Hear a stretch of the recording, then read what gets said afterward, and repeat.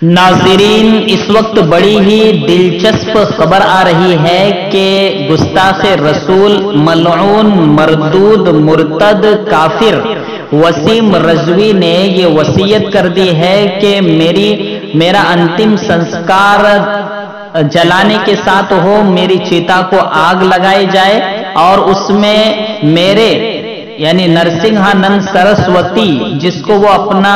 शेख मान रहा है, जिसको वो अपना बड़ा मान रहा है, उसके जरिए से मेरी चिता को आग लगाई जाए। इस तरीके से वसीम रज़वी ने वसीयत की है। नाज़रीन, ये बड़ी अहम बात है इस वक्त की कि वो आए दिन सुर्खियों में था, लेकिन मुसलमान इस माना करके तज़ब्ज़ुब में रहते थे कि उसके नाम के साथ वसीम रज़वी था, लेकिन अब उस मुर्तद ने खुद इकरार कर लिया है कि मैं अब वसीम रज़वी नहीं रहा, मैं यति नरसिंहानंद सरस्वती का चेला बन गया हूं और इसलिए मेरी चिता को, मेरी लाश को आग लगाई जाए। जाहिर सी बात है, ऐसे काम करने से जहन्नम में तो जाएगा ही, लेकिन दुनिया की आग से भी मजा